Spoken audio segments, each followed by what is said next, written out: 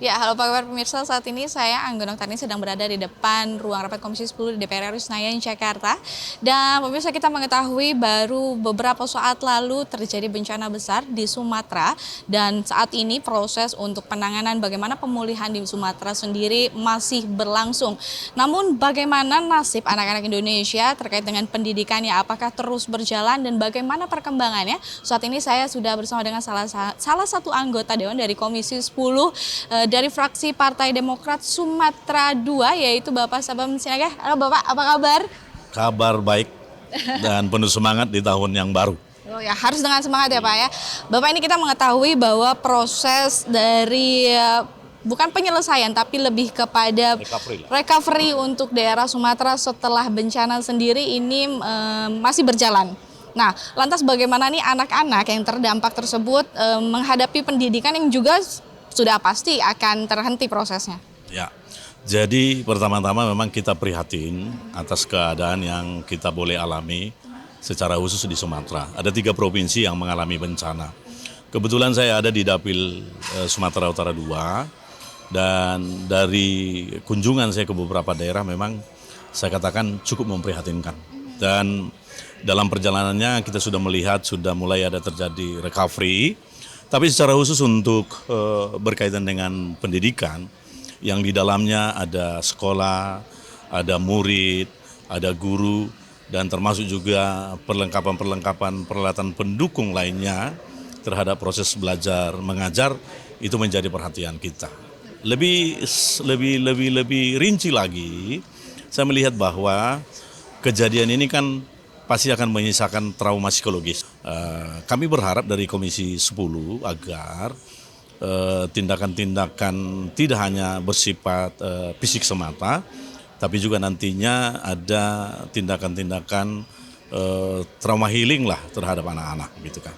Baik Bapak, kalau misalnya melihat dari pekerjaan masing-masing kementerian yang sedang melakukan proses recovery ini sendiri, Bapak melihat apakah ada suatu kendala atau justru ini bersinergi dengan baik, akhirnya DPR pun menyetujui setiap program yang akan dilakukan atau bantuan-bantuan yang akan digelontorkan terutama di bidang pendidikan ke daerah Sumatera?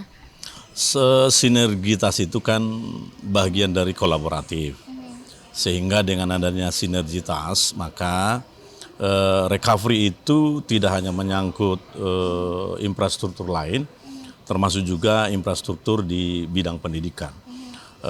Harapan kami bahwa infrastruktur pendidikan itu dipastikan adanya perbaikan sarana dan prasarana sekolah gitu ya. Dan juga mungkin saja perlu ada penanganan secara khusus tadi yang menyangkut trauma healingnya itu gitu loh ya.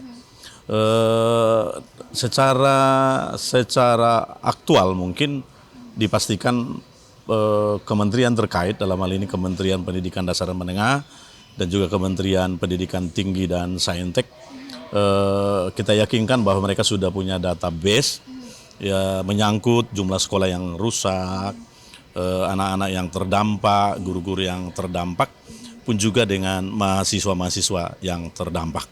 Karena memang dari sisi kondisinya, keadaan ini sangat mengganggu keberlangsungan pendidikan. Termasuk juga anak-anak mahasiswa yang mungkin saja terganggu karena ladang-ladang mereka yang menjadi sumber mata pencarian mereka kan pasti terganggu.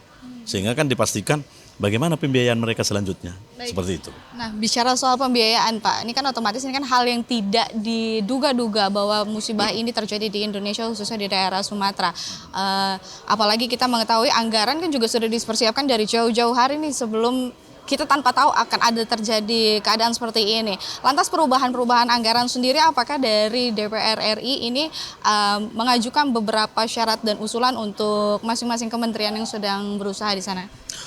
Pastikan dalam seluruh perencanaan ada namanya contingency plan.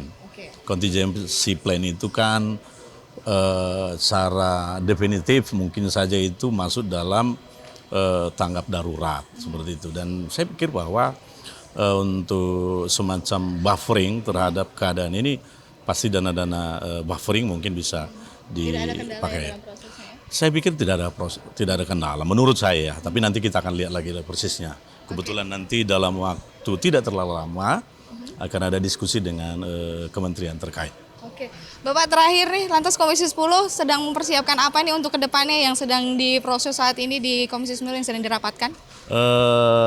Hal yang sangat menarik sekarang ini adalah Undang-Undang Sistem Pendidikan Nasional. Oke. Gitu. Termasuk penanganan kalau terjadi Oh, kalau itu sudah pasti, karena kan day to day bahkan Komisi 10 juga terus memperhatikan bagaimana penanganan terhadap anak-anak didik kita, guru dan sekolah, seperti itu deh. Oke, baik. Terima kasih Bapak atas waktunya. Kita nanti akan berbincang-bincang kembali. Silakan berlanjut rapat Bapak. Baik pemirsa, tadi kita baru saja mendengarkan beberapa pemaparan dari anggota Komisi 10. Ini mengetahui bahwa memang progresnya ini untuk pulihnya pendidikan di Sumatera terus berjalan hingga saat ini. Dan bagaimana pengaturan anggarannya juga tetap dikontrol oleh Komisi 10 DPR RI. Saya Anggun Oktarini kembali ke studio.